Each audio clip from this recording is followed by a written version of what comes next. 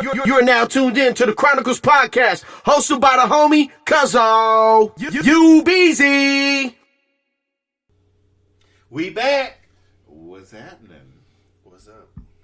You know, the journey for a PS5 is always what's up.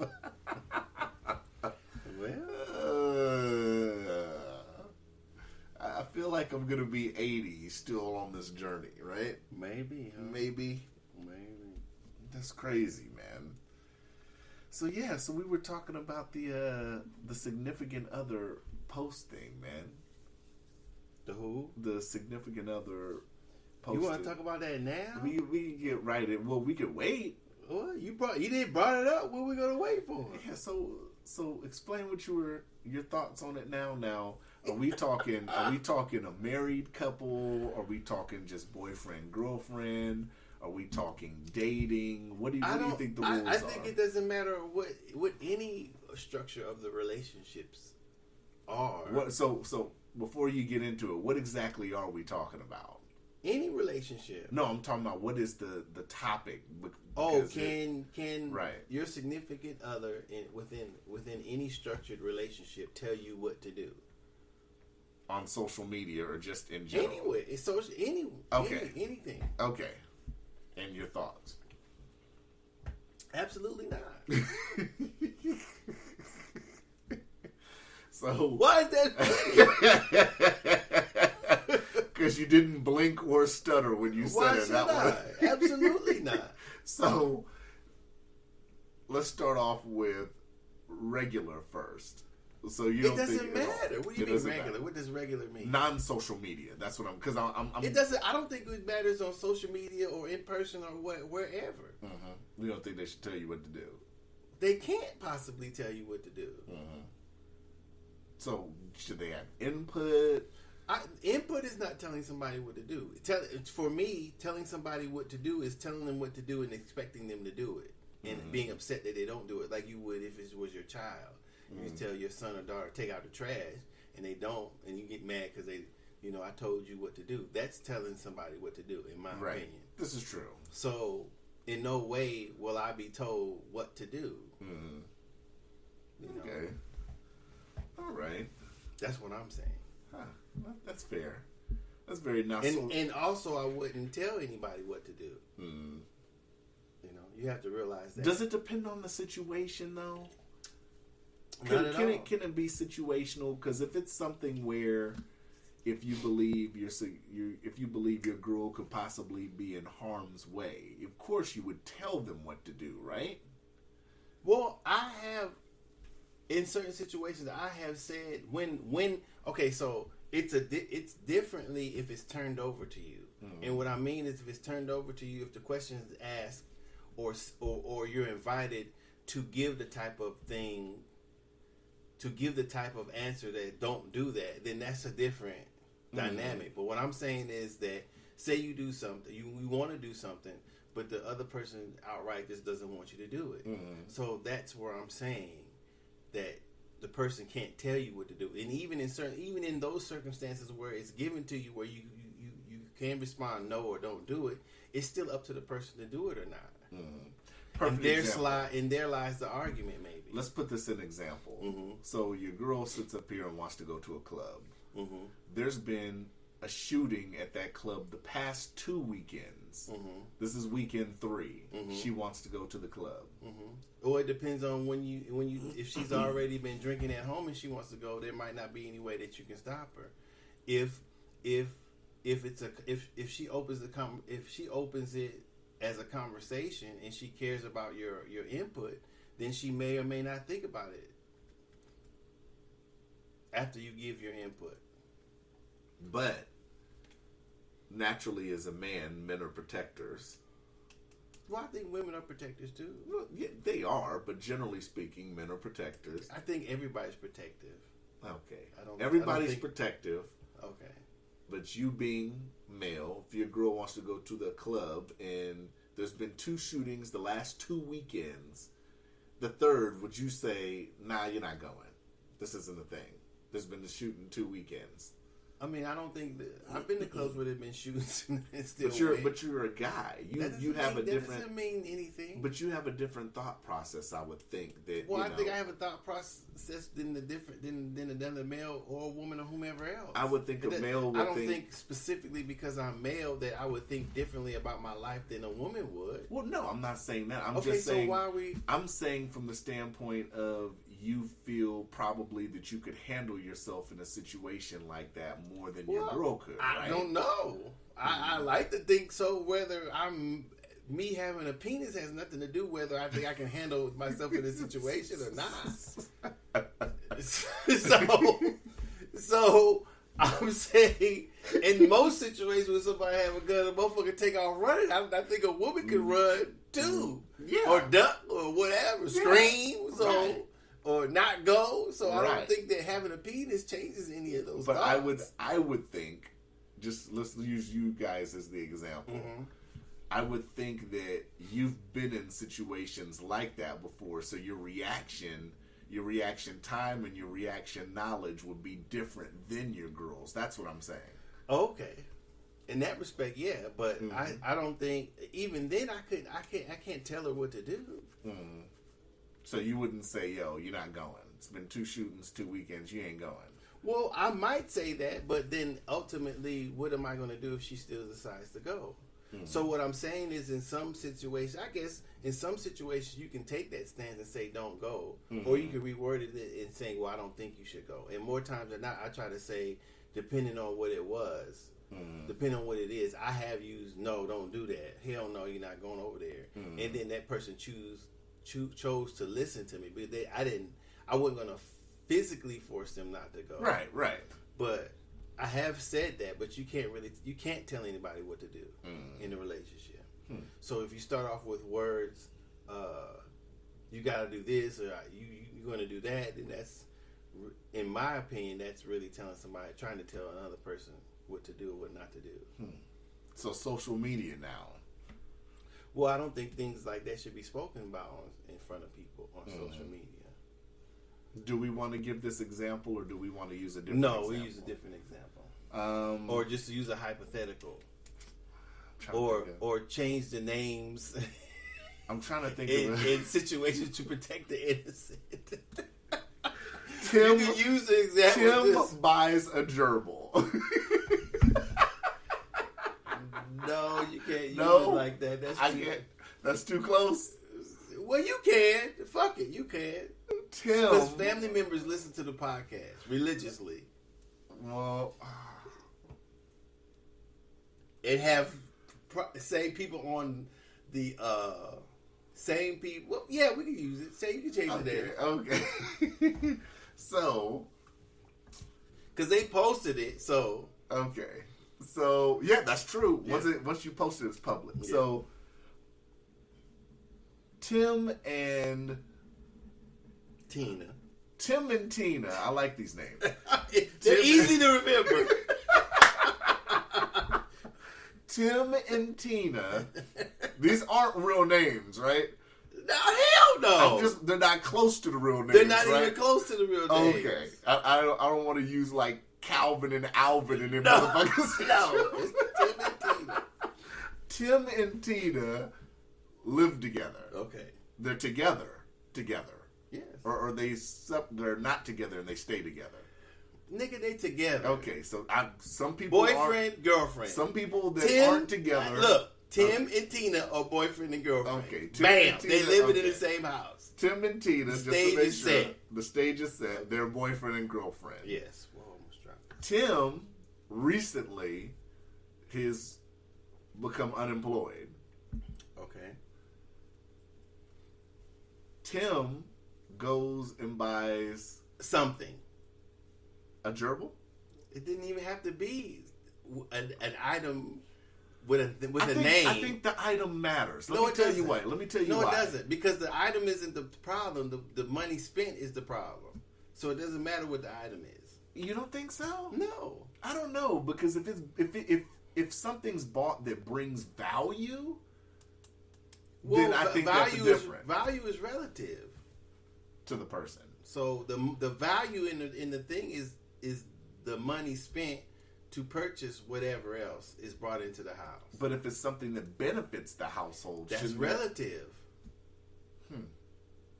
So Tim buys a high-priced gerbil.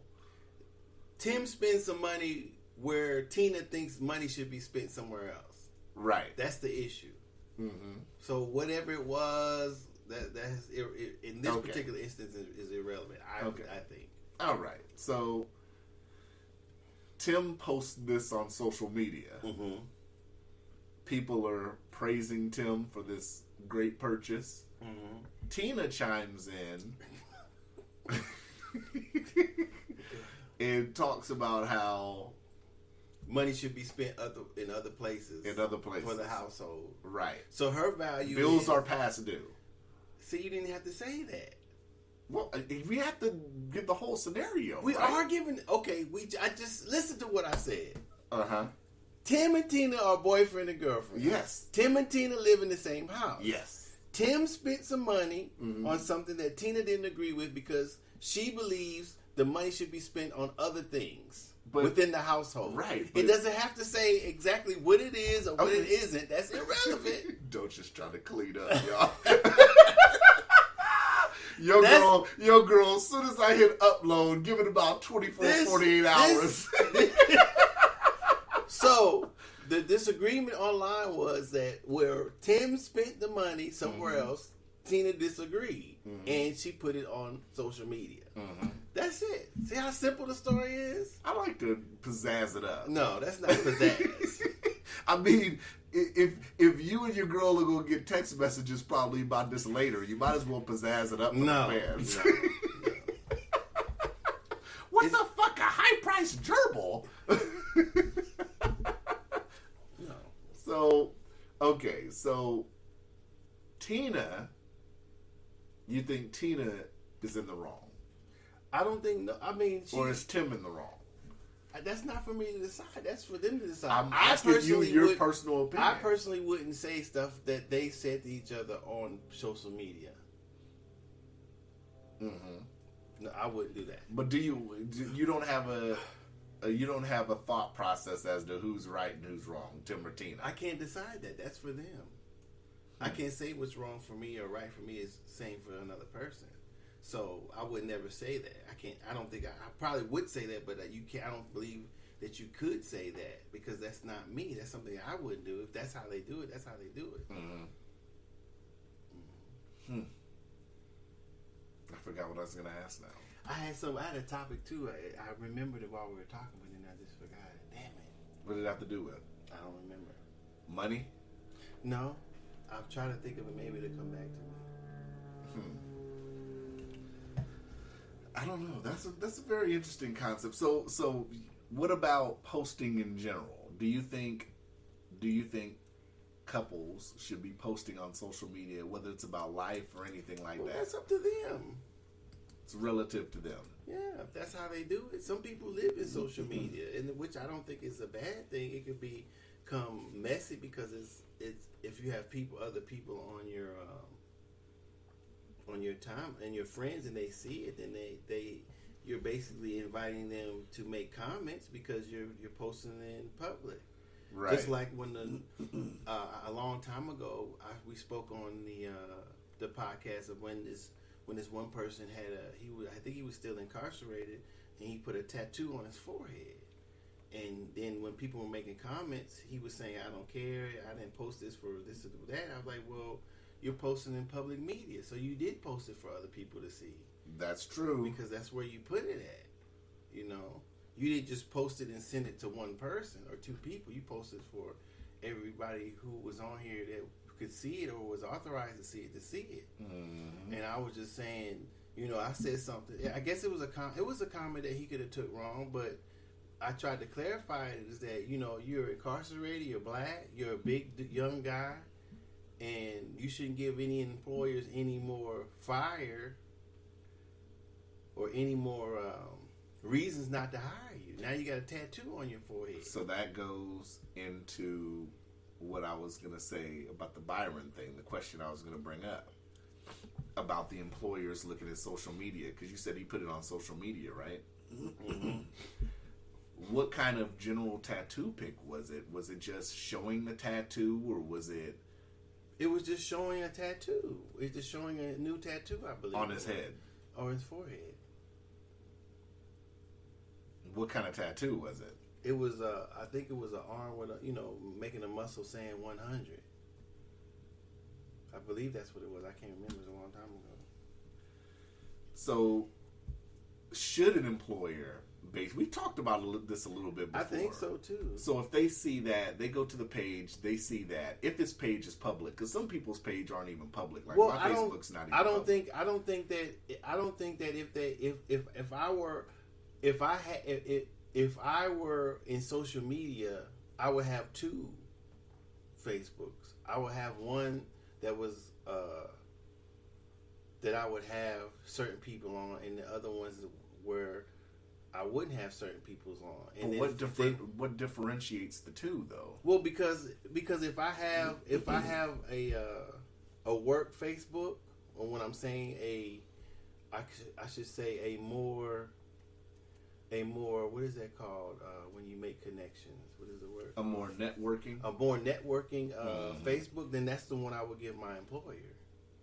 But is there a difference between the two if your profile pic has you with a tattoo on your forehead?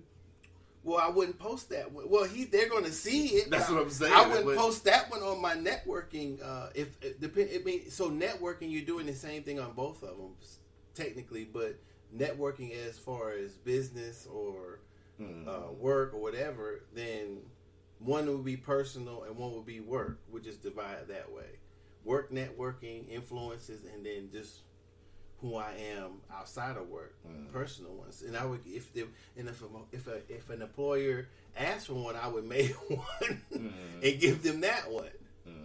So that's what, if they wanted to look, or I would refuse totally. I would say no, I'm not going to do that. So what if an employer looks? Let's just say he has a networking one. It's not on his profile pic, but then they go through the pics and then they see pictures with him with a tattoo on his forehead.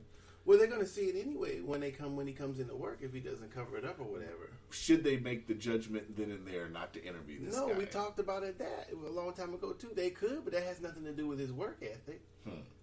But I'm just saying but I'm not in human resources. I'm not doing the hiring.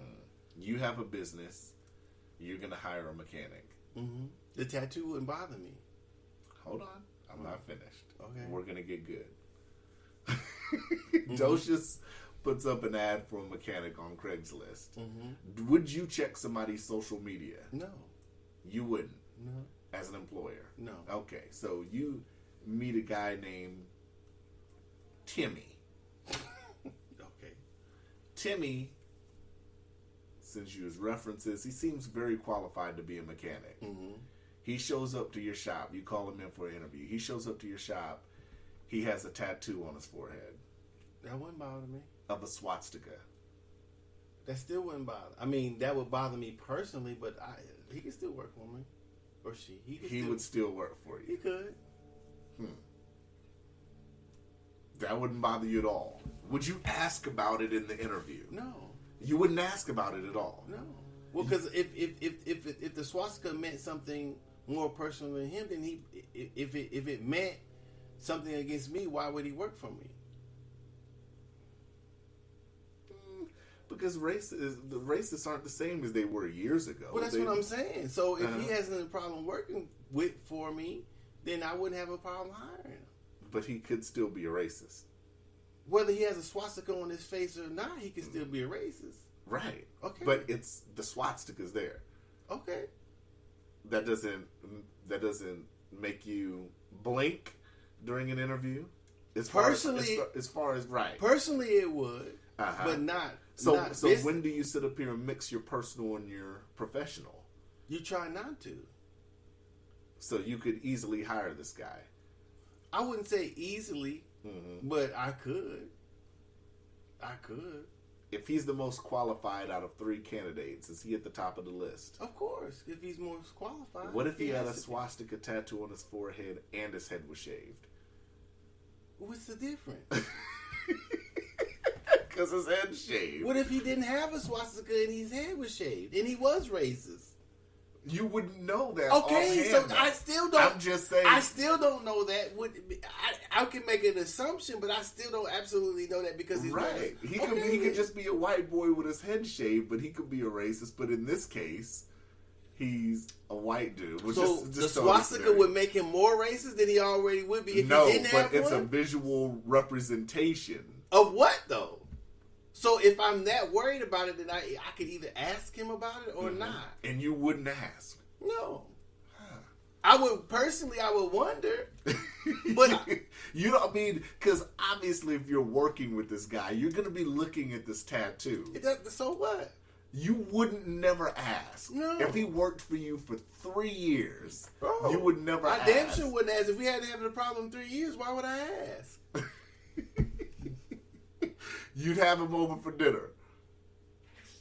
How does that have anything to do with relevance for work? How did we go from work to having dinner at my house? Because we fast forwarded and he's worked for you for 3 years. That don't mean he's going to have dinner at my house. What if he just was like, you know what, I'm inviting? No, I wouldn't do that anyway. Why not? Because I wouldn't. Why? Because I wouldn't. You wouldn't invite one of your workers over. No. You like them as a worker. You wouldn't say, hey, man, come on over. No, I don't do shit. If he didn't have any family or anything, you'd be like, man, come on over and get a plate for Thanksgiving. No. You changing the subject. No. I'm just throwing out all these weird scenarios. Yeah, that's weird. How do you go from employee to inviting them over for dinner? Because I'm fast forwarding. He's worked for you for 3 years. I don't care if he works for 10. That don't mean he's my friend or something. We close. What if he needed a ride to work and he didn't have a ride? Would you go pick him up? No. Why? Because I'm the boss. Some bosses pick up their I don't employees. do that. I don't do that. You don't do that. You expect him to have a ride. I expect him to get to work how I get to work. What if he needed a ride home? And if I was going that way, yeah, probably. Maybe. You'd give him a ride home. Mm-hmm. Now, what if you pulled up to the house and his family came out and they all had swastikas on their foreheads? What can I do about that? Well, why is it so? Maybe they wear it as a design. I don't know. I don't know. I don't know. I'm just throwing all kind of shit to see what. I'm trying to see what kind of reaction. You ain't going nowhere. You might as well ask if they came out. They all look like aliens or some shit. You're stupid. I'm just laughing, picturing you dropping this random white dude off with a tattoo on his forehead, and the whole family comes out to see who it is, and they all got tattoos on their foreheads. I would just love to be a fly on the cab of that truck just to know mentally what you'd say to yourself. I don't know. God damn. I don't know. I'd probably shake my head and laugh. These motherfuckers. But it may not mean anything. I don't know. I just had to ask. Okay. So, yeah, I mean, that's a good question. I mean, I don't know. I don't know when employers started even looking at social media or and looking credit at scores and stuff, shit like that. Right. So you think credit scores should be off limits too? Unless they're going to give you a loan. No, yes. I agree. That's a good statement. I agree with that. You're not loaning me any money. I'm not paying any bills. So why would you want to see my credit score? I don't understand when social media became relevant as to looking for a place of employment. I'm not for sure. Or employers looking to hire someone, I should say. It's just more things to superficially judge people with, I guess. I agree. Because, I mean, that has to have some kind of judgment to it. Because, I mean, what if the person doesn't agree with you politically? You're not going to give them an interview? Or they like to party. Or they like to say things they wouldn't say at work. I mean, I'm more concerned with somebody does at work if I'm hiring them than what they do in their personal life. Mm-hmm. Unless their personal life has bad influences on their work life, and that's only because what I can see. I can't say if a white dude, if I hire somebody who's a different color than me and they're having racial slurs, or if they're the same color as me and they're racially slurring somebody else or whatever, no, I wouldn't like it. Right. But I don't think that it's my right to terminate them from their job, even though that's what some people is happening. Right. You know. I think those are two separate things. Not to say I'm not glad a racist doesn't lose their job. You know, that may be contradictory in my statement, but at my place of business, I don't see me firing somebody unless what they said is causing unless people are picketing in front of my business or whatever. Then I'd have to let them go until it dies down. I say, hey man, I can't have this in front of the business. You understand? I'm not firing you because of what you said, but I gotta let you go because I can't. You know what I'm saying? This is costing me money. Yeah. In that respect, yes. And I guess I would try to defend them at first. You know, hey, this person just works here. Mm-hmm. You know, you could pick it in front of their house, but you costing me money. Yeah. That's funny. You don't remember your topic?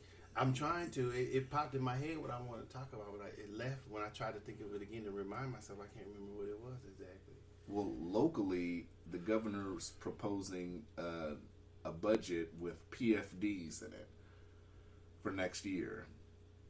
It says Governor Dunleavy is proposing an ambitious budget for the next fiscal year that's framed by the economic downturn caused by COVID-19. If the budget is approved by the legislature and voters, there would be 3 constitutional amendments, almost $5,000 paid in dividend checks next year, and a change to the statutory PFD formula that would shrink dividends forever. The governor wants the legislature to quickly pay a dividend of $1,900, that's the first one, to make a full statutory dividend for 2020, and another roughly $3,000 PFD would then be paid later in the year. And then the change to the formula would pay out dividends that are roughly 25% smaller than if the current statute was followed. What do you think about that?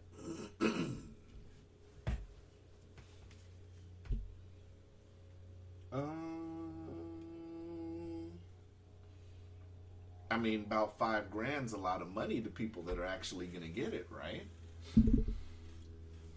Well, that was one of my topics too, I guess, or one of my things I might want to talk about. I mean, that sounds good for Alaskans, but just talking nationally, I would want to know. I think I would want to see what numbers are they using to cut these supposed stimulus checks. Mm-hmm. What numbers? How did they come? How did they come up with $1,200 per person? How did they come up with that people who owe child support don't get them? Mm-hmm. That's what I would like to know.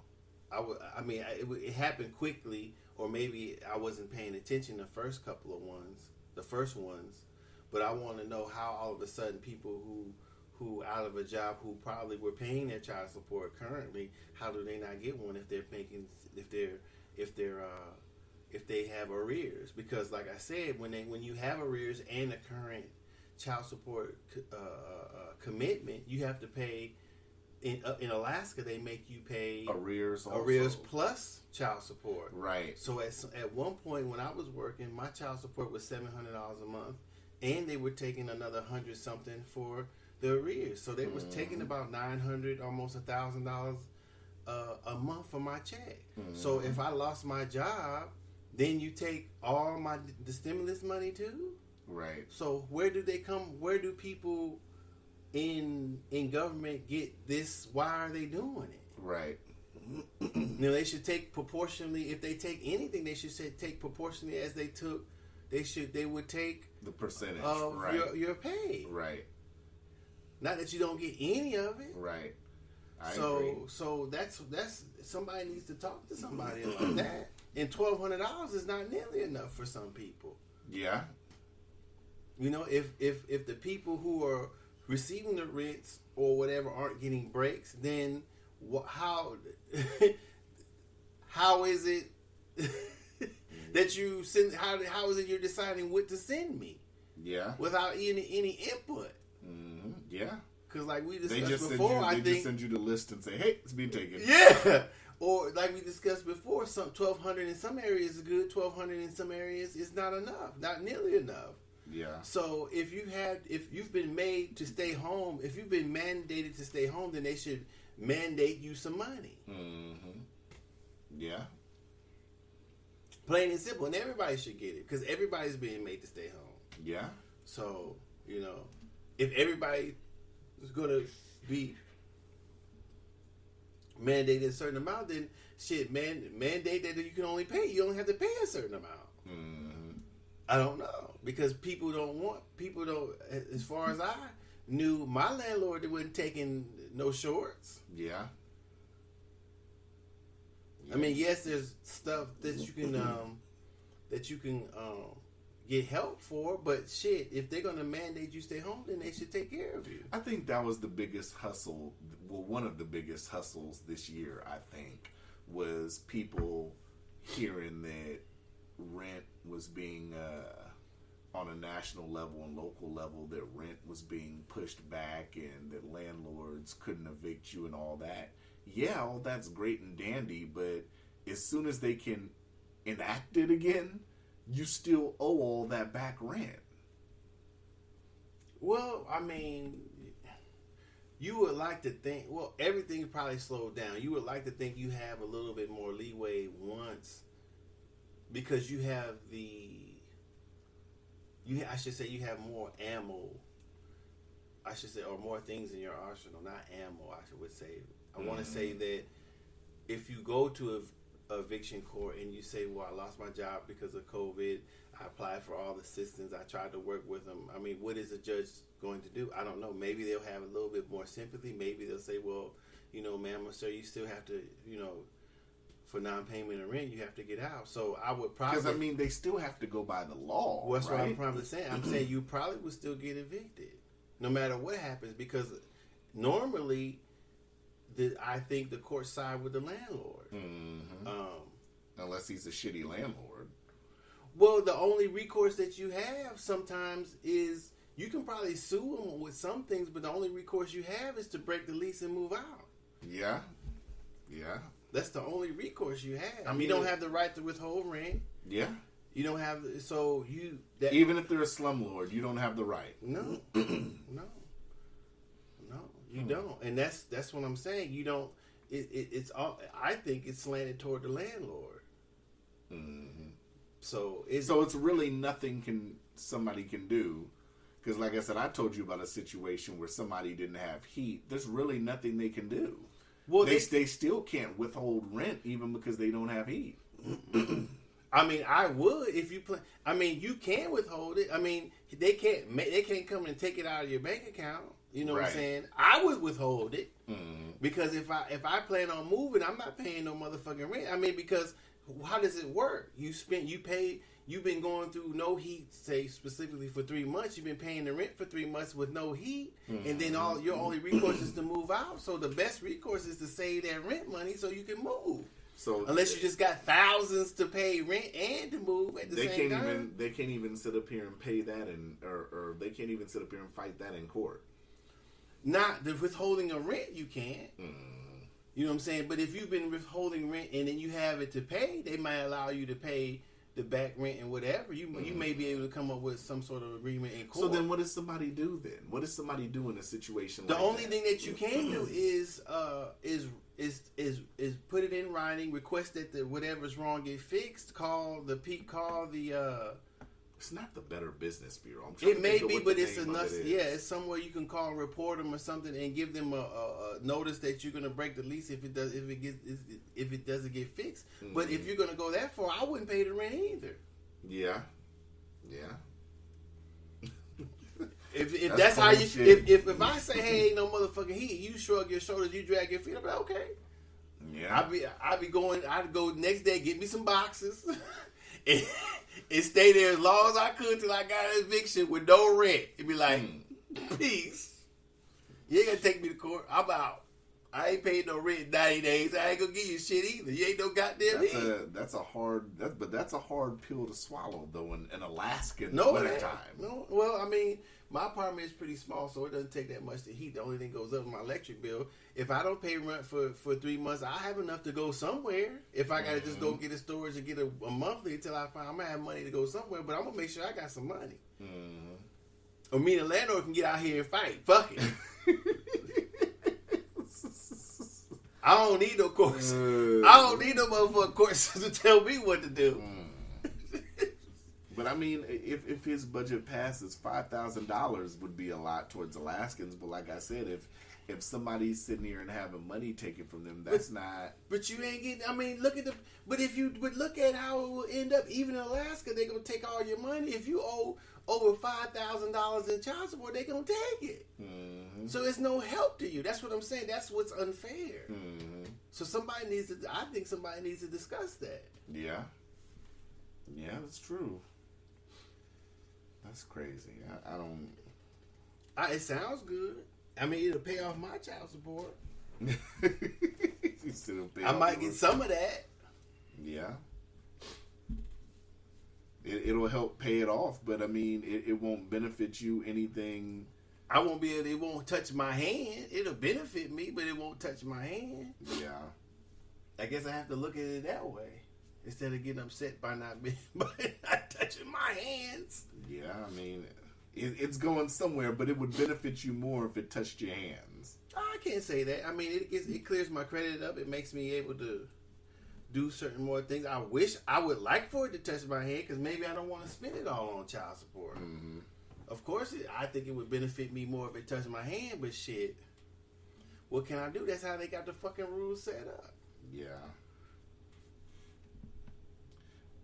We never talked about this one too, but while you trying to remember what your topic was, where is it at? That Alaska had won that settlement, a multi-state settlement led by attorneys in Arizona, Arkansas, and Indiana against Apple is concluded with a $113 million settlement from Apple. The settlement will be dispersed to a coalition of over 30 states, including Alaska. So the state them slowing down? Right. So the Alaska Department of Law announced that the settlement, Alaska will receive $1.27 million from Apple. That was back in mid-November. But I think we never really did discuss it. But I mean, why does if Alaska gets the money, how is that should be dispersed to the people that have Apple products, right? Why would the state get that money? Well, I don't know. I mean, what is the state going to do with that money I to guess give if the it state back sued, to? I don't know. That's a good question. Because, I mean, the state ain't walking around with they shit slowed down. I mean, you know, it's motherfuckers all over Anchorage and all over Alaska who had Apple products that they shit was being slowed down on purpose. I don't know how the state gets I've had 3-4 Apple phones like for the last 8-9 years. Where's my compensation at? Right? I done went from the 5C to the 10 to the 11 Pro to now the 12 Pro Max. I mean, how am I being compensated? I don't know. Because I've been rocking with Apple for the longest. You know, shit, I don't know. They should at least put some ducats off my phone bill. Pay my phone off early or something. I don't know what they do. I don't know what they do with them. Because we know you've had Apple products, so here you go. We're gonna pay off your 12 Pro Max at least. I'm like, okay, that'll be square. I guess. I don't know. Yeah. That should be a question you should ask them. Yeah, because that's janky right there. Janky. That's janky. 1.27 million. Where's the relief for the people that's had Apple phones? Mm-hmm. I agree with you. Mm-mm. Are you gonna be watching the Versus battle tonight? No.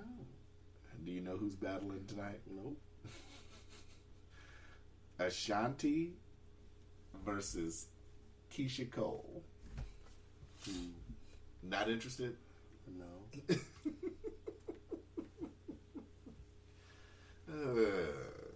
Why would I be interested? I don't know. You might be an Ashanti fan. I am a fan of both. Yeah.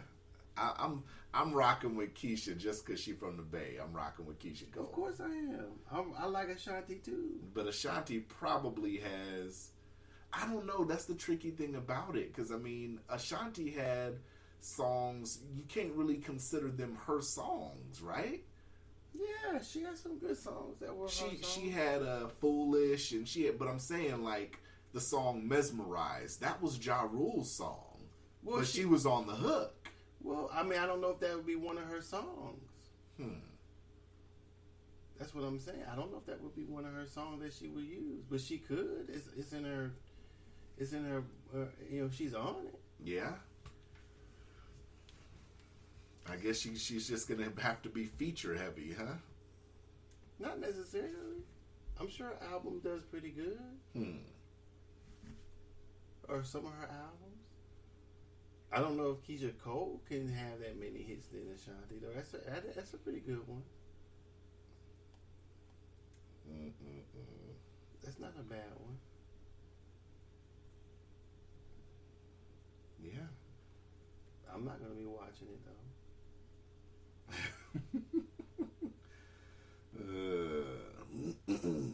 I might watch it. Why not? If I'm home doing laundry board, I might see what them two heifers is talking about. You'll probably watch it. A lot of shenanigans anyway. I mean, I don't have anything to do anyway but laundry and that's what I'm saying. Trying to get a PS5, right? That's the plan, right? Yeah, I guess so.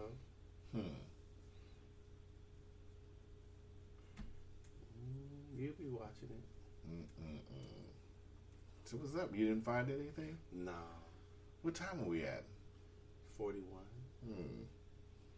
I had we just kind of talked about it. Can employers require you to get a vaccination?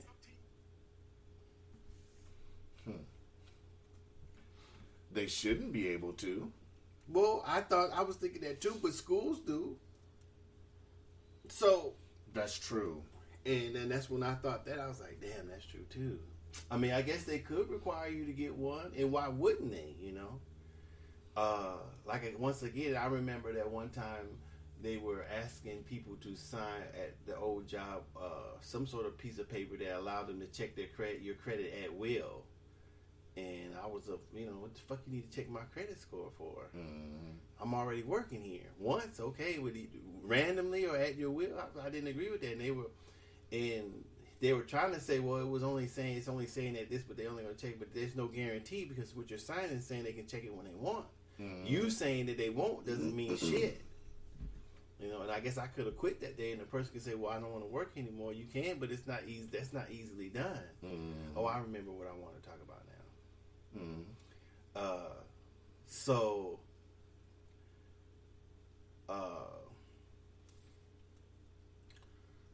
I don't know. It's your choice whether to work there or not, I guess. What were you going to say? No, I remember what I was going to say, but it's something else. I thought you were jumping. I was going to talk about. I thought you were jumping right into No. it. I was going to finish this topic. So I don't know if, I think that we have to remember that even though this is we call it a free commerce system, I think we have to remember, it seems, and I could be just assuming this, but so even though we have quote unquote a free market here, it seems like it's always been slanted toward the people who have the power. And I think that comes from the feudal system, how they used to have in Europe. So the feudal system is I think we maybe talked about this a little bit before. The feudal system is where a king or emperor has the land. So a person who rules, a king, queen, emperor, owns the land. The people on the land are the king's, whenever emperor's subject, which is everything that's on the land is the king's, and everything that produces from the land is the king's. Right. But the entire kingdom, right? But the king supports the people. Supposedly, I mean, that's what they're supposed to do. But it's the same setup here. But instead of you having a king, you have a president. So it's the same type of system, So the people in the United States Is support. it though? Is it though Yeah. the same thing? Because with our country, we have the 3 branches of government. Right, but they've all they did was instead of saying king, right? They call president, and they have what's called checks and balances. So they split it up through the king doesn't have under the king he's all 3. Right. Under the president, he or she or they is just one parts of the 3. So they influence each other or collude with each other sometimes, and they're supposed to be there for the benefit of the people, which is what the kingship was supposed to do also. So it's basically the same type of system, and so I'm not really particularly talking about that. I'm talking about where the slant is. So the slant is always seems like it's always toward the people in power or who have the power, as far as taxes, as far as landlord, associate, that type of thing. As far as what we were talking about before. So when you go to, until you move yourself until you become a landlord, until you become a person of influence, you're kind of stuck in that situation that's slanted toward the people who have the businesses, who have the money, who have the land. So I think people have to remember that that this system is, for me, is based on that system. And so you don't have, if you stay outside, if you're not working towards those upper echelon type of things, then you're going to be stuck, for me, at a disadvantage. Yeah.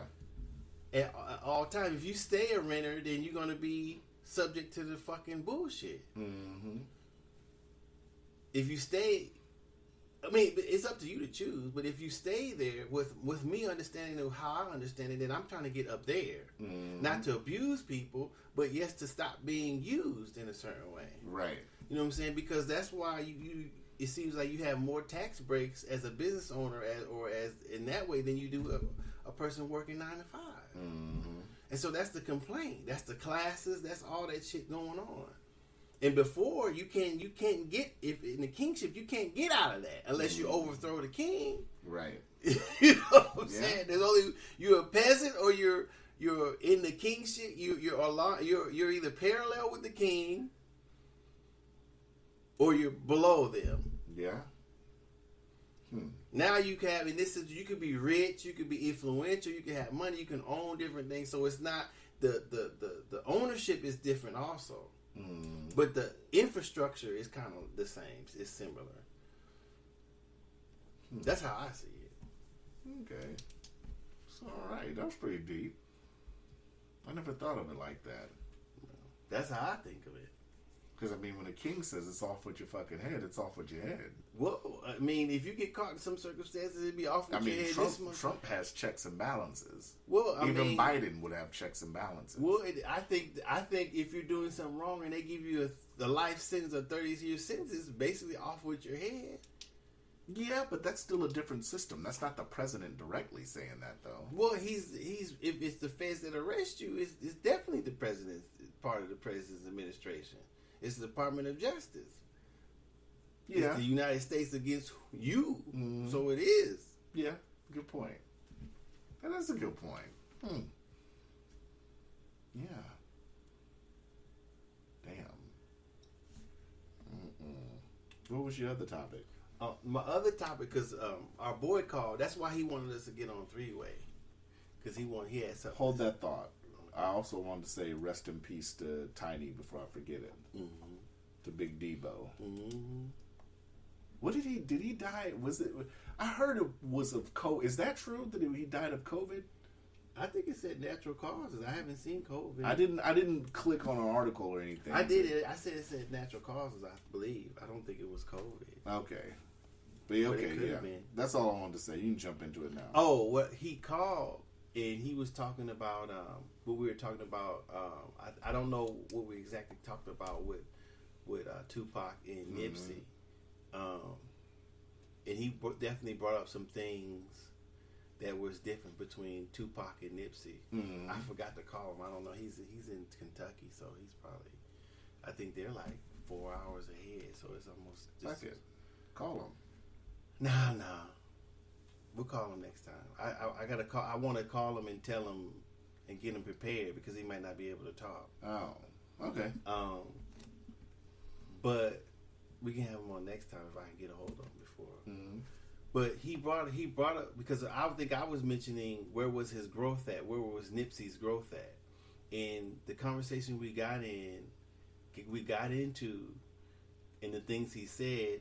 I don't know. I think I'll add. I don't think I'll change what I was saying, but I think I'll add to because we mentioned something that happened to me. So I forget the year. Let's just say it was the mid '90s, and me and my friends of mine decided to do something, and they end up getting killed. Mm-hmm. So. Probably the thing that saved my life is one of my friends took whatever my other friend had gave me out of my hands, and I wasn't standing up there with them. Mm-hmm. Because had I been there, standing there with them, I'd probably been dead too. Mm-hmm. So what he was saying is that sometimes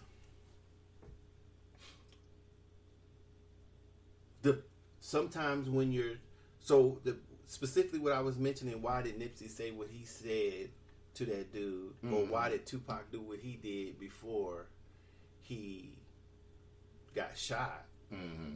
And I was questioning where was Nipsey's growth, or why did Tupac do that?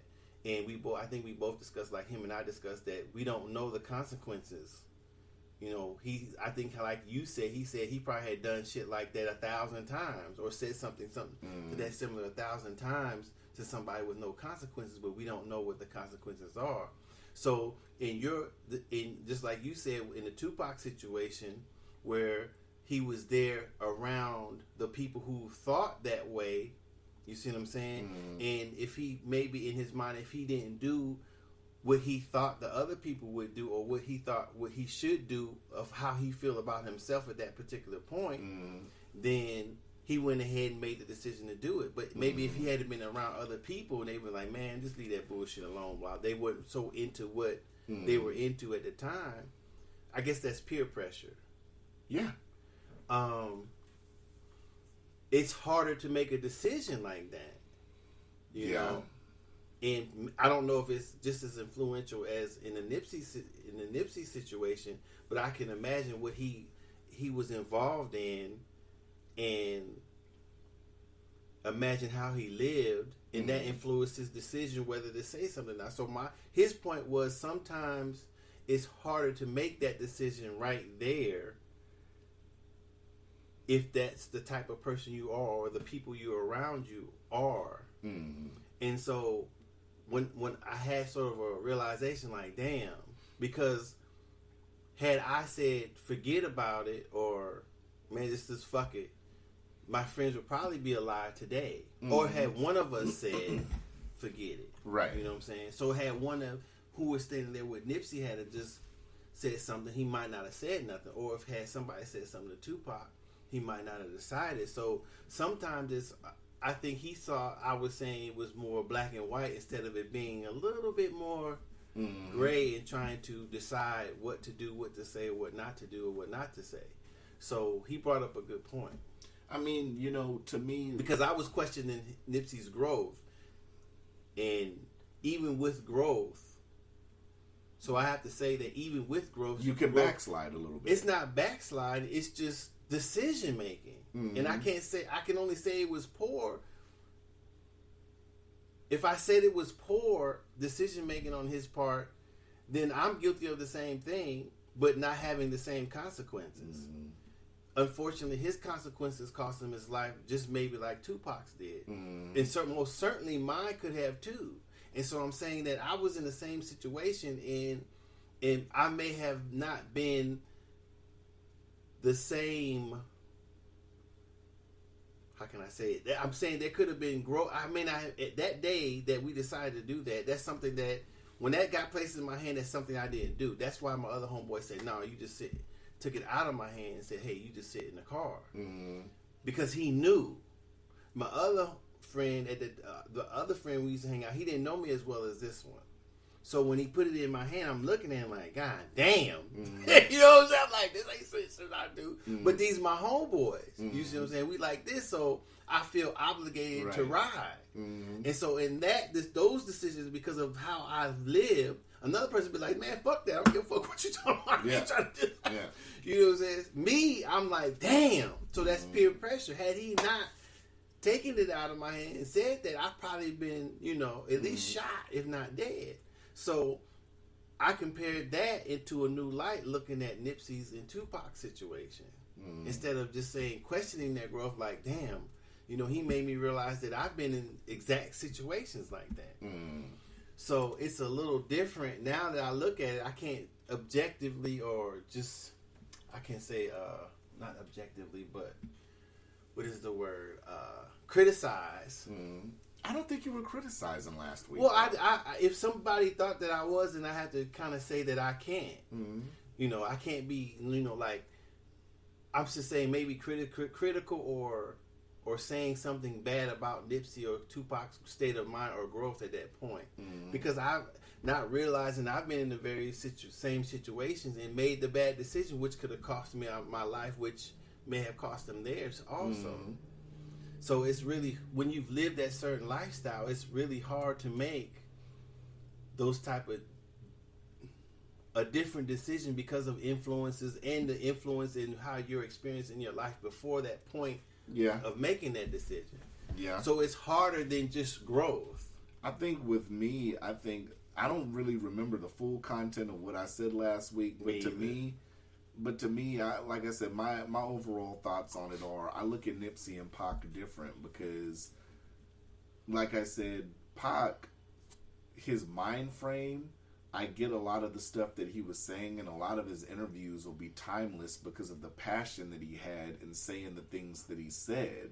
But I've heard you say stuff that Pac said, not with the same energy, but you've said. So I mean, it's been people that have said the same stuff. I think when Pac had the energy he had saying it, it hit people a different way. I mean, as far as the difference between Nipsey and Pac, Nipsey grew up, you know what I'm saying, and came up in that whole gang lifestyle and stuff like that. Pac was pretty much dipped into that. Pac went to what was it, an art school or whatever. Well, what I'm saying is, but the people around him were influenced by the same influence that Nipsey had, which was a gang life. Right, and then so Pac got dipped into that. Right, I don't think he fully comprehended. And maybe he did, or maybe he didn't, but I don't know. The difference is that, of course, I think Nipsey grew up in that, and I don't know. I didn't follow Nipsey as well as I did Tupac, so I'm going to say that I think that Tupac has, along with his mother, has always been around certain civil rights type of speaking, whatever. I'm not going to say Nipsey hasn't either, but I don't know how long Nipsey was out or how old he was exactly. I think, wasn't Pac older? When they died? No, at the time, was Nipsey really young? Yeah, Nipsey was young. Right, so listen to Pac, you listen to Pac more than you listen to Nipsey. Right. So I think Pac was already dead. So we don't know. I don't know what Nipsey's timeline is. I've heard him on certain interviews saying certain things, but he was already at the point in his life. That wasn't before. Like Tupac has always talked about things during his whole, when you first, when he came up. Nipsey may have been talking about it only there at the end when he decided to step out. So his was later. Tupac's was continuous. And so that may be the only difference. Specifically, I was only talking about the circumstances surrounding their death. So, and I was saying that, like in my case, you never know what decision is gonna. You don't know the repercussions or the consequences of certain decisions while you're making them. And so that's what I was questioning, and I realized myself that, of course, I've made certain decisions that could have not led to me not being here also. So the way I make decisions now, I try to think of the consequences, and sometimes I still don't. Sometimes I'm like, fuck it, fuck it. That's what I did. but that could cost me in my life.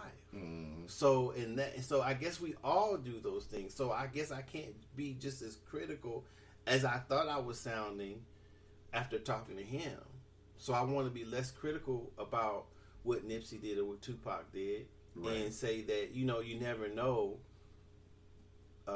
where your decisions might lead you, and you have to be very careful, especially living that type of lifestyle, because technically them two have to be ready to kill at any time. You know what I'm saying? If you stomp somebody, another gang member out, you got to be ready to kill somebody afterwards, I would think. And that's the thing. I mean, a lot of people talk about, Pac being smart and stuff like that, and I think to a degree he was. I just don't think he was well versed in that type of lifestyle. It's not. Nobody is well versed, and that's the point. I would think, but I would think though, with the gang mentality, that at some point, there could be a chance that these cats could come back later on. Well, I'm sure that he was. I'm not sure. I would like to think they both thought that. I mean, and so in thinking that, you have to make a decision. Now Nipsey, now with Pac's situation, he was affiliated and around Bloods, and it was a Crip situation. With Nipsey's situation, they were from the same set, so maybe Nipsey had the mentality like, "Yo, you're an outcast from the set." You know what I'm saying? So it's not, like I said, it was different than rag versus rag, with Pac being, Nipsey was more like inner politics. Well, I mean, and in that way, maybe he didn't feel like the dude would kill him. Maybe he felt that way. In my opinion, I've never been affiliated or whatever. So if I have if I'm going to have a confrontation with somebody, is depending on who they are, then I think in my mind, am I ready to kill this person? Because that's the way. That's the ultimate consequence of being in confrontation with somebody. Yeah. You getting hurt all the way to you getting killed, or you hurting the other person, or you killing the other person. So I start at that point, no matter what it is. And that seemed to have kept me out of certain situations. So that's what I do. I'm not saying they should have thought that way. I'm just saying that's really a harsh way of thinking about it. But, I think that this day and age, you have to be prepared to do that if you're going to confront somebody. Yeah. Yeah, that's interesting. I don't know. It's a damn shame that both of them lost their life young. I mean, I know. So much potential. Biggie, too. I mean, I wish Biggie would have had people around him that would have told him that, hey, Biggie, I don't think it's a good time for you to be traveling to the West Coast. Goddamn, what did he? I don't know if he even did anything to somebody. Yeah, you'll never know. But I mean, what did he say or what did he do? The fact other than supposedly, the whole story. You talking about what? Believing P. Diddy put a hit on Tupac? Will Puffy having ties to supposedly that set of Crips or whatever? Because it's been so long, I haven't even looked. You watched the video, it's some dude saying that the money that came from Diddy was stolen by somebody. Yeah, I don't know the story, so I don't think we'll ever know the whole story. But I mean, I don't think Biggie necessarily. Maybe Biggie was he just didn't know ultimately what was going on behind the scenes, and he was just a casualty of war. Maybe he was just the at the wrong place at the wrong time.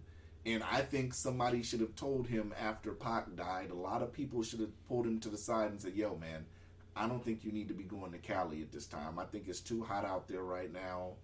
You might want to slow it down. I mean, that's what I'm saying. I guess somebody should have told him, but he's not I mean, in that way, just like not even him being he's not even gang. He's not even that though. Just like, yo, they love that nigga out there. You need to let's give it some time before you go out there. I guess. I mean, I had chosen sides too, but I don't know if I would have gone as far as killing somebody over. But obviously somebody did. Because I can't imagine that he did anything to nobody. Not being in any type of gang or anything, right? And a lot of people know this now, but I mean, in LA, you can't have enough security at an award show in LA. You can't. The only way you can is not to go. The only way you can is either A, not to go, or B, you have those sets, those gangs there protecting you.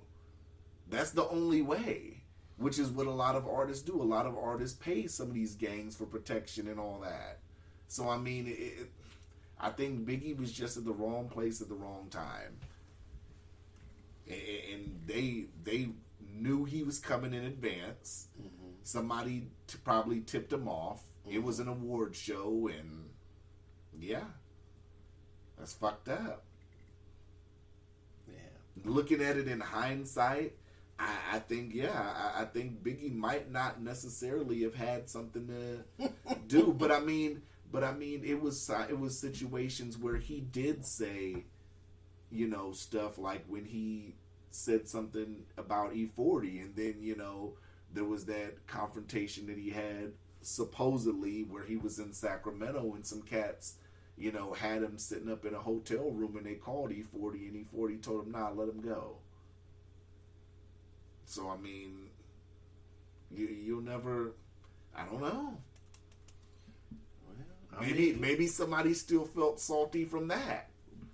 I mean, you know, that's what it is. You don't know when you gonna get caught. You can't just be. Because I remember that one, the whole Sacramento. You can't just be running your mouth. That's where we from. You can't. Not unless you ready to start gunning as soon as you see a motherfucker. I think in that period of time, now it's well known, but I think at that period of time, I don't think people were understood how tied in E40 was from everywhere, from Sacramento to Frisco. What to they Oakland. do if they looked at Jay Prince? They did, but a guy like Biggie coming from New York. I mean, he may know. I don't know what he's been around. Sacramento's about, you know, damn near about an hour drive. Well, I mean, but this is what I'm saying. I'm not saying in how far distance is. It's just how close your hood is, because from California is a really big state, right? And just because you live in Northern California or you go to Southern California doesn't mean that you won't beat a whole bunch of motherfuckers that's ride with somebody from the north or the south. Right. If you say something in the north, you better. It doesn't matter if you go down south, nigga. You still might run into the motherfuckers that feel what you said and I think in the that south wasn't understood at the time. Right. And he may not know that being from the east, but then he might. You know what I'm saying? I don't know what he's exposed to. Me being from Oakland, I know that you can't run just because you run your mouth in Oakland, you go to LA, you be like, nigga, who this nigga from Oakland talking that shit? They might hear from me. So, especially somebody like E40, or if you were in Texas. Texas is a big ass state too. Yeah. But if you're talking about Jay Prince, that changes things. Yeah.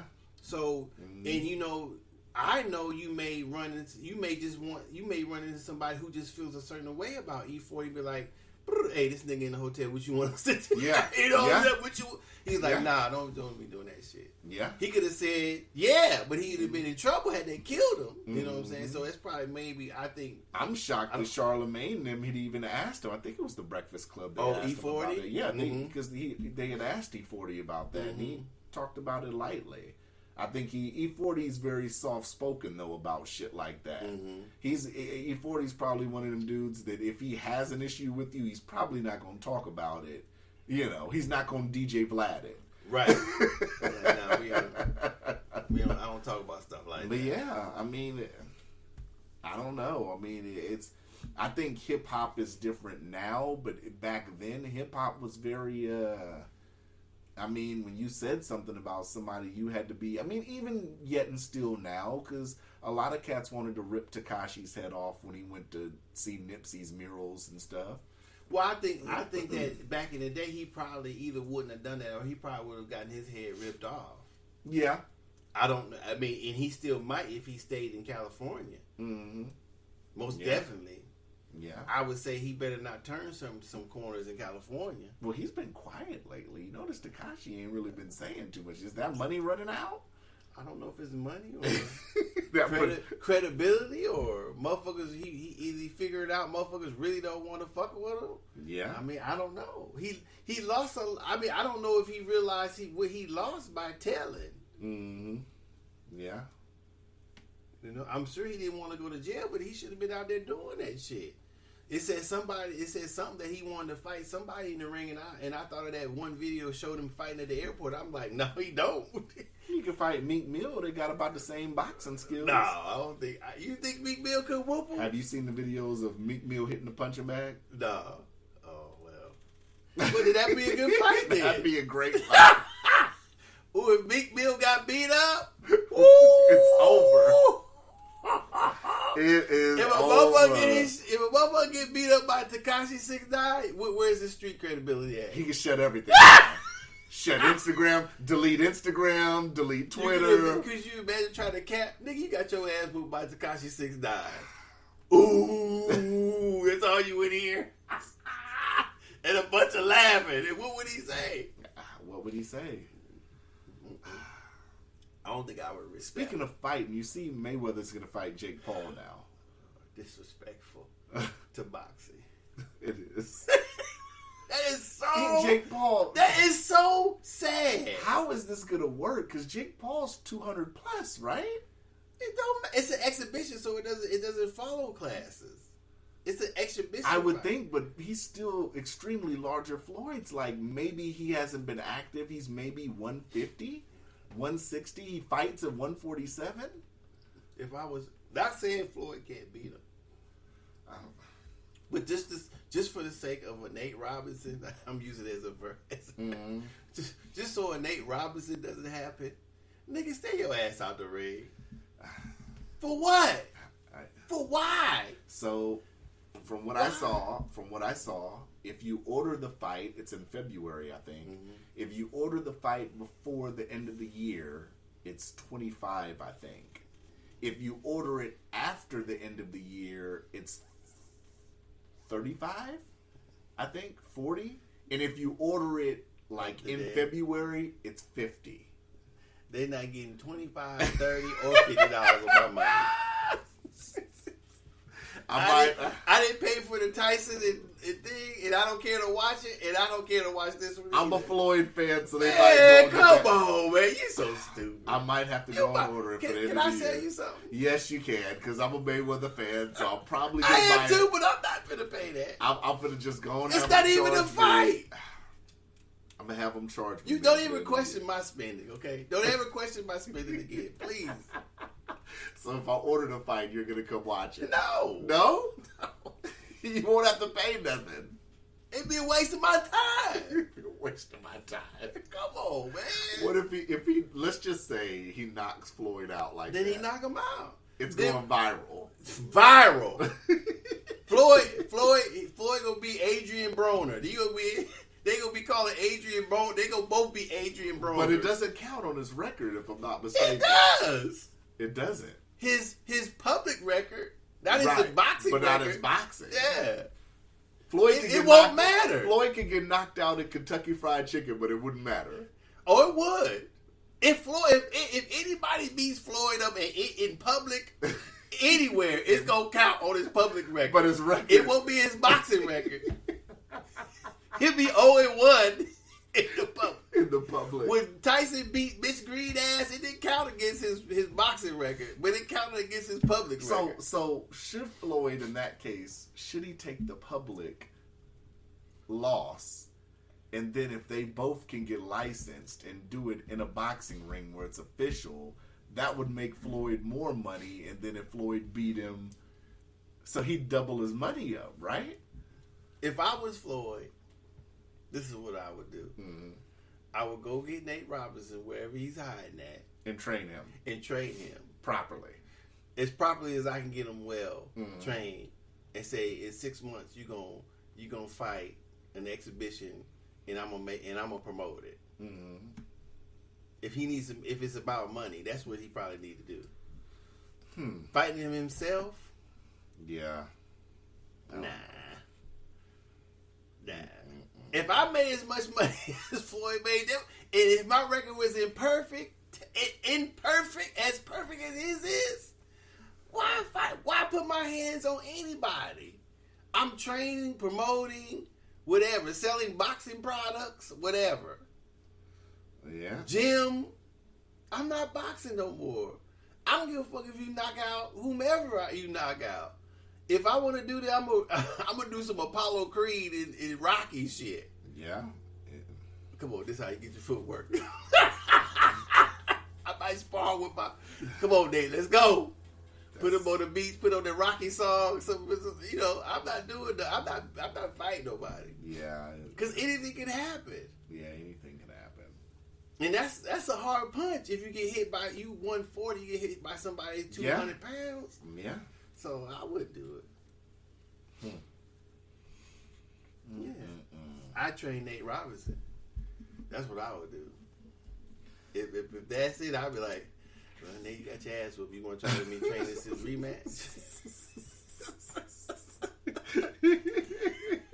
I can show you that roll a little bit. I can show you a few things. Oh, gosh. So you know how to rush him and then get caught with one. I mean, the fight's going to sell. Yeah. To people like you who like the fuckery shit. Yeah, I like the fuckery. So, are you now ready to give up your prediction that Trump is going to overturn the election?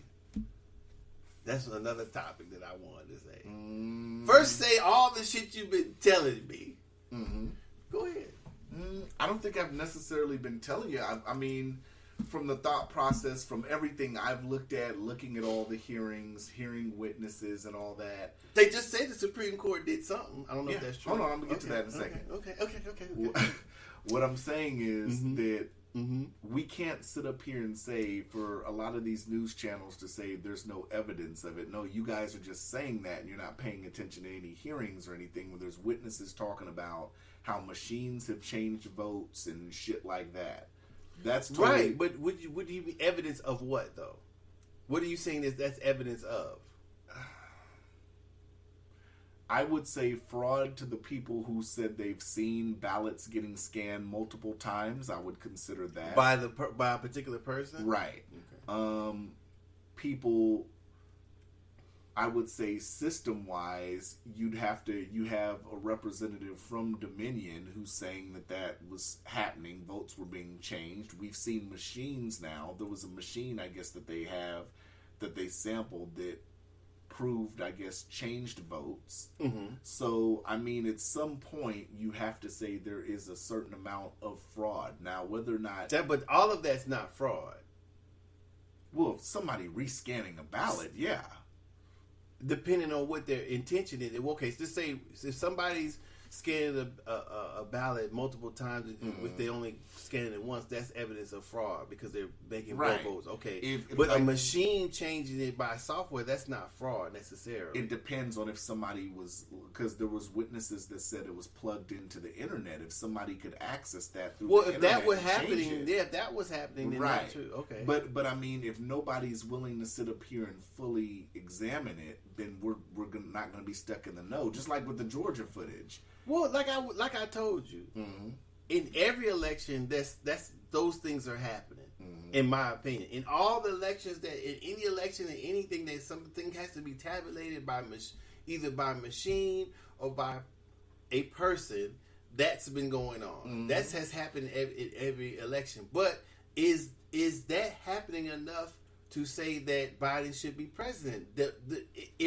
If everything goes forward, like I told you, and he doesn't stop the Electoral College from voting, Biden's going to be president. Not necessarily, no. Now, the Electoral College meets Monday, where they cast their votes.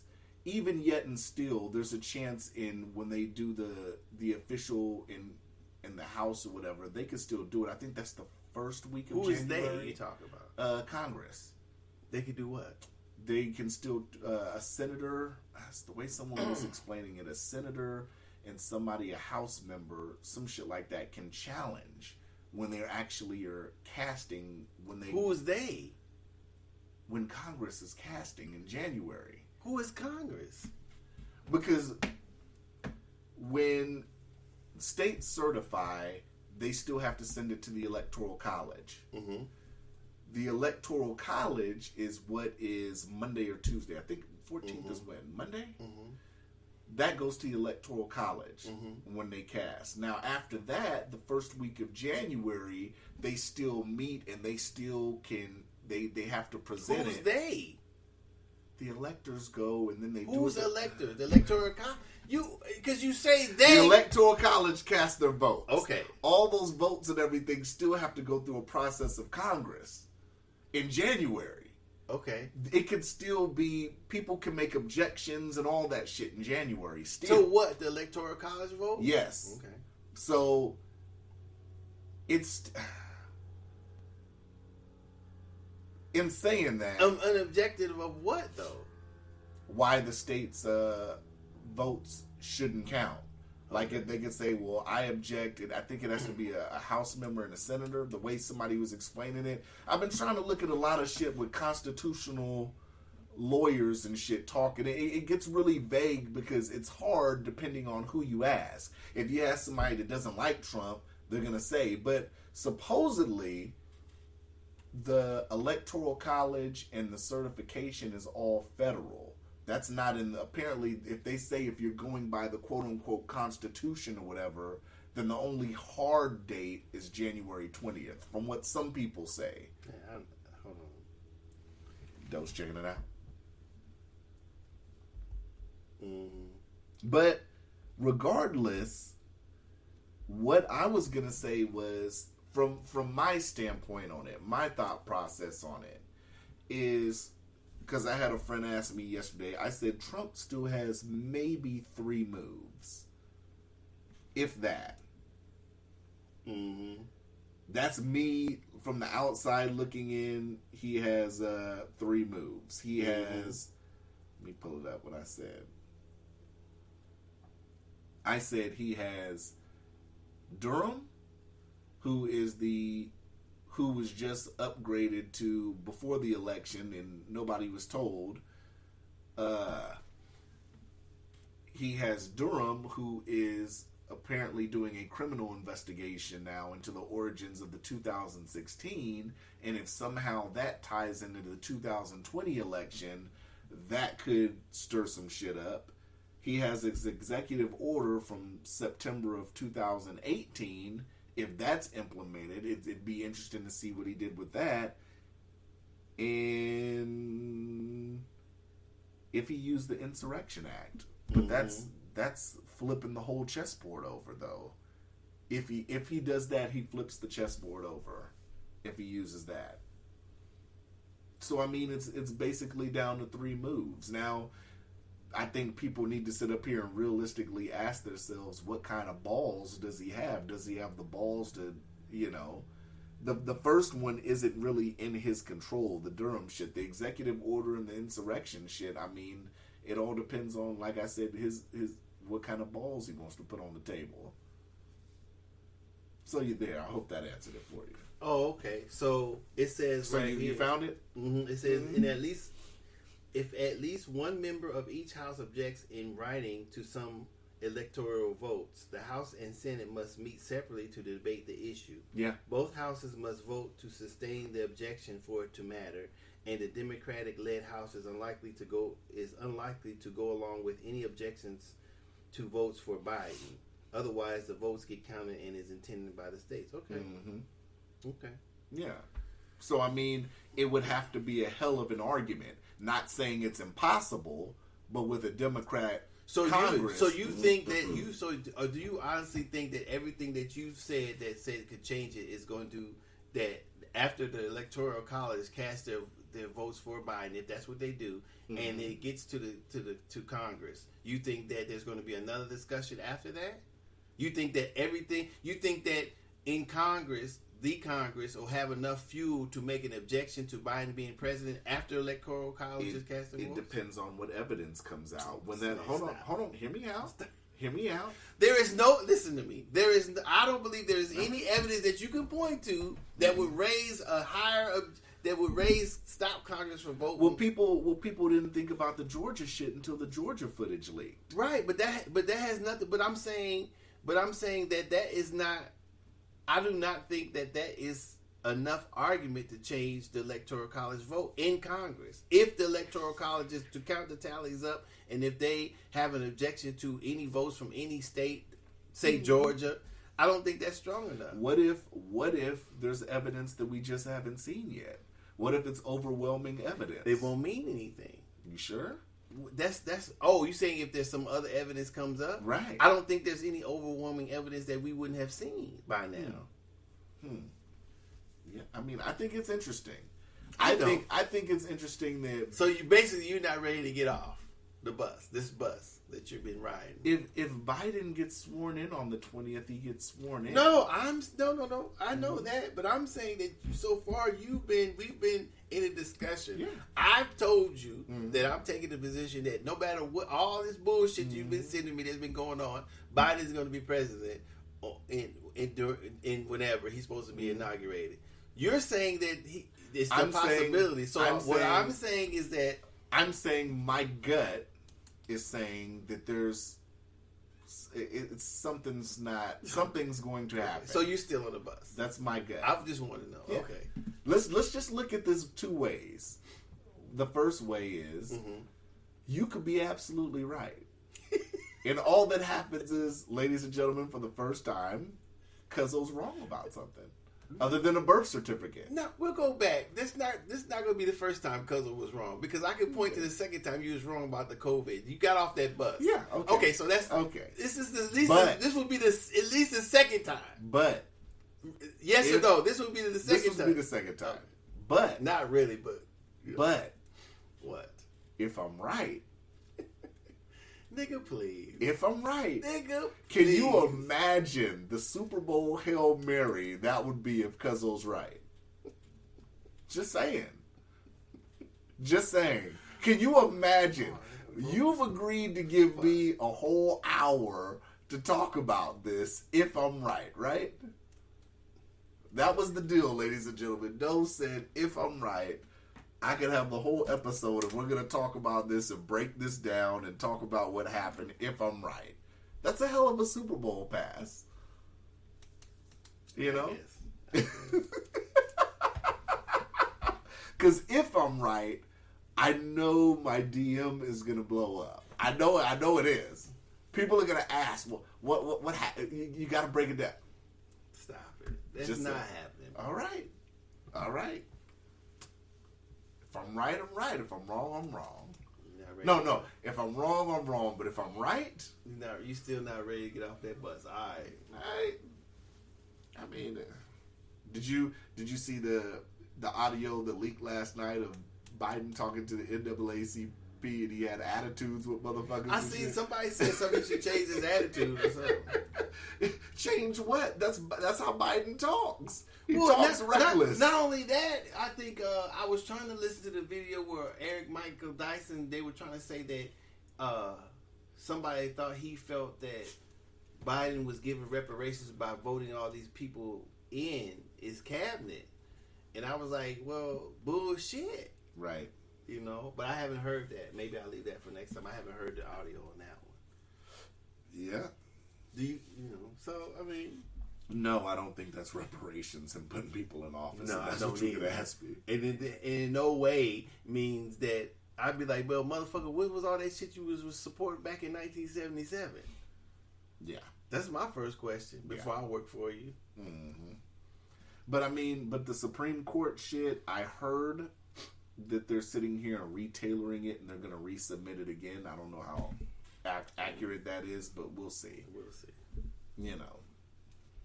I think their ruling was that it didn't have any standing was interesting. I thought that was an interesting. I told you that though. I said, but when a state is going after another state, I don't understand how it didn't have any standing. Well, the argument is, I guess, that Texas couldn't prove that it had harm was done to it as a state, from what I've seen people debate and talking about it, saying that that's the reason why the Supreme Court denied it, was because Texas can't sit up here and say that they were done harm by these states because of their process, from what I'm gathering. I don't know what they actually mean by standing. Do they mean that maybe they meant that by saying they didn't have standing? I'm not for sure. That's interesting. I heard a little bit about that, but I didn't even delve into it. I just thought of you and started giggling. You didn't read read it, you just thought of me and started giggling.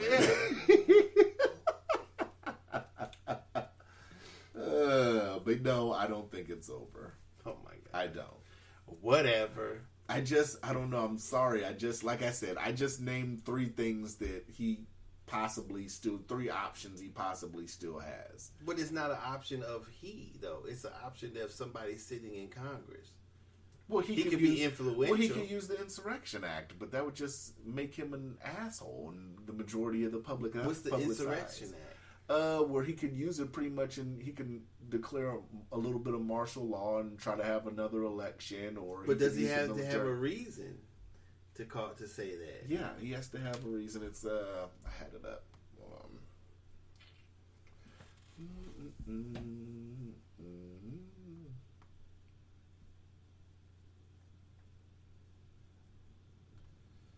All right, let's see.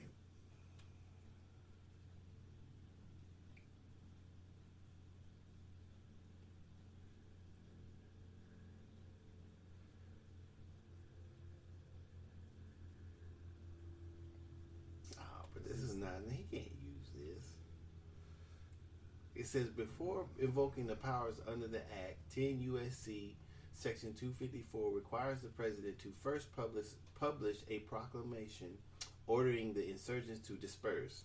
And who would he be talking to? If he feels that there was foreign influence in the election. No, this is domestic. So right, it's domestic if they colluded with people in the country. Right, but they have to be talking to it says the proclamation has to be directed toward the insurgents. So who would he be talking to? If people within the country worked with people out of the country. I'm saying who would he be talking to though? If you have not if, there has to right, be. It can't be if. Okay. There have to be certain people he's talking to. Okay. So who would he be talking to? If it was proven that a foreign entity was working with governors, if governors were paid, but how would that be insurgency? Because if they sat up here and certified the vote, knowing that the machines, no, yes. no. Because this is what I'm saying. Okay. So I think you're taking this. This particular part out of the context of the act. So the act is a military, right? So insurgents is in my opinion, reading it, insurgents is connected to somebody damn near an act of war. No, not necessarily. It would be an act of. It may be an act of civil. Well, I guess it could be an act of a civil war, but the insurgents would be, say, if it was somebody in a state. Not allowing the people to vote,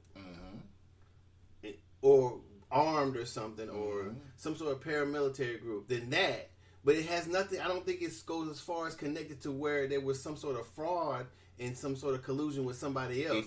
Because if a foreign entity was working with governments, let's just say a governor or a legislator was taking money coming from that government, if they were working with that, and then they used the voting system like people are saying Dominion was, because Dominion's from out of the country.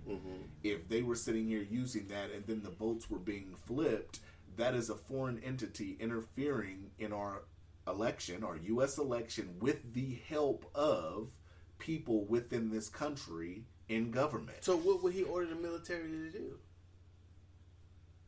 Essentially, I would think he would declare a partial martial law and maybe take over. I would say the evidence that they have that somehow keeps coming up missing, because they keep trying to get more machines, but these machines are coming up missing. Or hold another election, but I doubt that. That don't hit. Hello. Yeah, those we insurrection acting today, baby. Yeah, text me. Because if it was President Cuzzo, I'd do it. President Cuzzo would have been called this shit in. You wouldn't be able to do that with that act. You sure? It doesn't. It sounds like it's out of. It's for me. Reading this is. Let me keep reading. For me, it read like.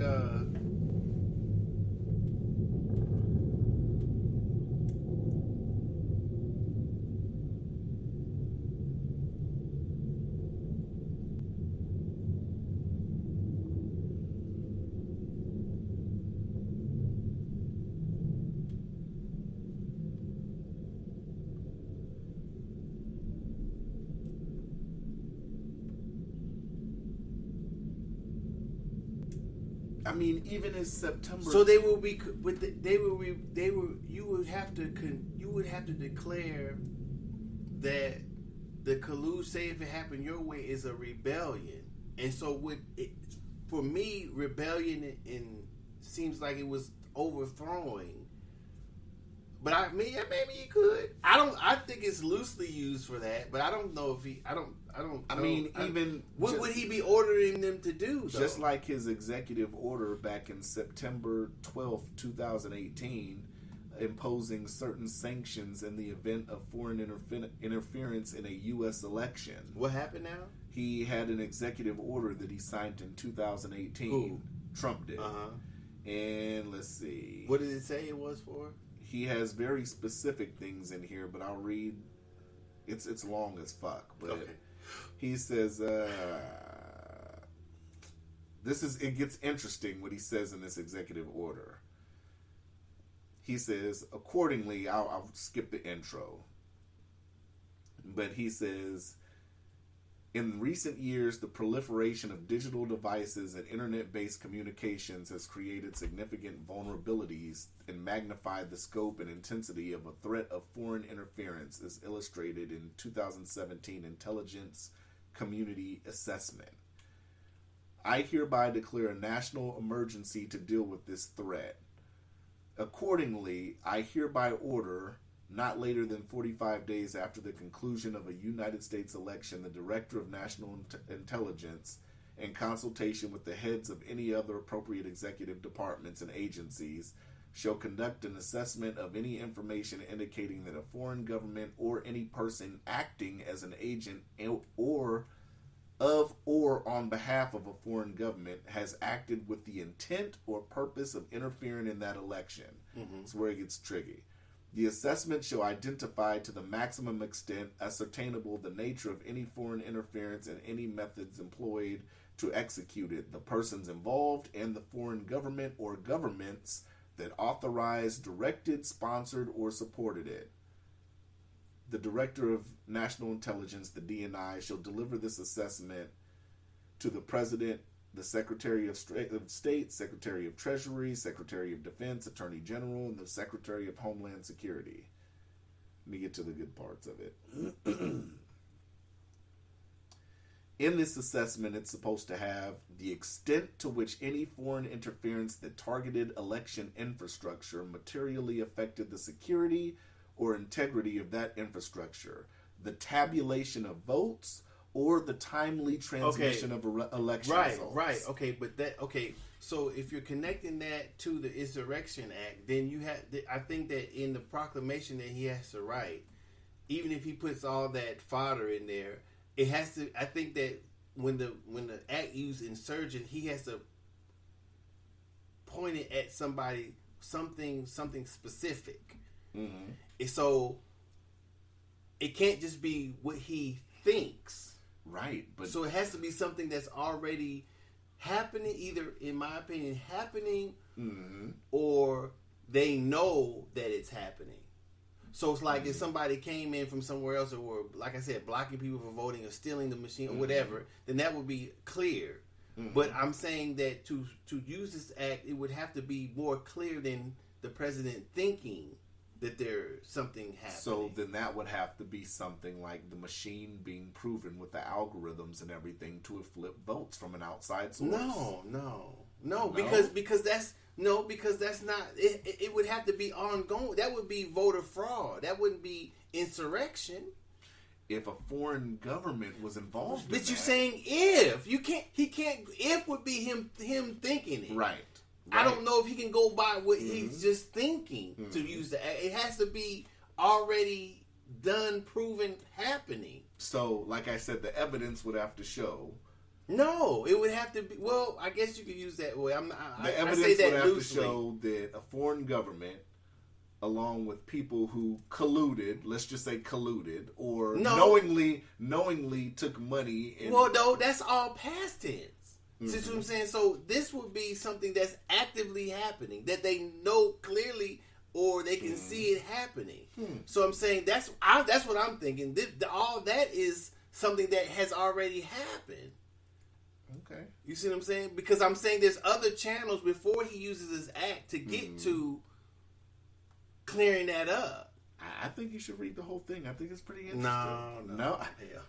If any foreign interference involved activities targeting, but you said if yeah, that's what they're thinking So- is not proven. So I don't think it gets proven. Then what? Then he has the No, capability. I think there's other channels that if he the way he's trying to prove it is filing the court cases. Mm-hmm. That's the way. That's what he's trying to prove that now. So there could be another way to prove it. Then, so if let's just say no, there is no other way to prove Hold on. it besides the court system. Yeah, there is another way. How? Let's just say take out the court system. Then there's no finding of without the court system. There's no finding of fact. I'm going to explain it. You're going to let me. You just explain say take out the court system. Yes, you could take out the How? court. Because what I'm going to say is, if you take out let's just get the court system out. What if a branch of government comes forward and says that we have evidence that this happened? Then you have to go We've been to go to court. Mm. Yes, there's no. Sure, they'd have to go to court. I'm positive. You positive? I'm They'd have to go to positive. court. I'm positive. That's only evidence. if A judgment has to come from a court. If the evidence is open and shut, and How there's can it be? That's only evidence. Because that's what you have your intelligence community right, for. but if Trump says he has something that boom, so he's gonna file through court. You can't take court out of it. If the intelligence community says we have proof this is what happened, bam, bam, bam, bam, they then take that to, let's just say they take it to the attorney general. That's the court. That's the highest attorney in the nation. Or the FBI. He would give it to the attorney general. That's the court. Stop it. You can't take the court out of it. Oh, but it's open and shut. I don't know if anything's open. It wouldn't. What I'm saying is, it wouldn't have to be argued in court. Oh, it would be. It would be, even though the evidence is all there. It would be somebody on the other side of it. Probably, maybe. I don't know. It's interesting. Or it would be just. I don't know if it would be somebody on the other side of it, but it would probably be brought before a panel or a judge, and then that's how you would get a judgment, or that's how you would get it legally. I think stopped or injunction or whatever. Let's just say if this was proven, and let's just say if governors and stuff were sitting here and involved in this. Let's just go off in the conspiracy sphere, right? Well, see that would be is that technically, if you're conspiring with a foreign government, that's technically treason? In a sense? I don't know what treason encompasses all, but maybe. Okay. But I don't think that, I don't know if there's any precedence for that even happening. Okay. The closest we came before this is what happened. What was that? With Gore? With Gore. And that was just one state. Yeah. That was just Florida. So and most of the time elections haven't been contested. I could have sworn the other day in the mail I got a Gore ballot too. He's stupid. That's what I'm gonna do for Christmas. I'm gonna mail everybody Biden ballots. All right, but yeah, I mean, like I said, it's Trump still has a bit of power. He's not defenseless. He's not. He is defenseless. There is no defense. All right. If the only power, or I should say, not even power, I should say influence, is if he can get somebody in Congress to hold up or debate the electoral college vote. That's it. That's it.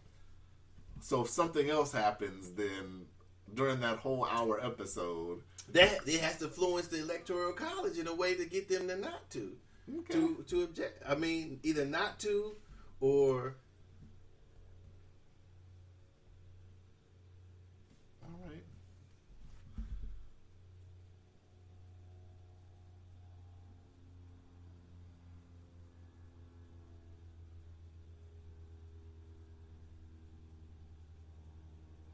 So yeah, well then, yeah. Hey, we'll see what happens, right? Ain't nothing happening. All Stop right. that shit. If it changes around, It's not and I going get to. this. If I get this hour episode, It is not going to, brother. all right. If it doesn't, like I said, I have no problem saying, "Hey, Biden won." I have no problem saying it. I have none. You ain't gonna have no problem because you won't have any choice. but I to say I that love it anymore. either way because either way, I have content for the next 4 years. Like what? Either way, Biden's already goddamn fucking up. He's goddamn telling NAACP motherfuckers we're talking to him with attitudes and shit. So we already got content. He ain't even in office yet. We got content. Arrogant racist. So, You already know. so either way, we'll be just fine. We reap the benefits of U.S. elections. What can I say? They vote his ass in. Yeah, you know. But don't worry, he'll probably be out of here by the end of next year. Kamala will probably be president by the end of next year. They're going to call him crazy and try to get the 25th to get him fucking out of here, huh?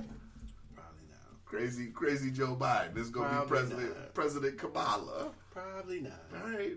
Stop it. All right, I don't get nothing else. All right, we out there. Going to try to get a PS5 today. Probably not. That too. All right, we out. All right, holla.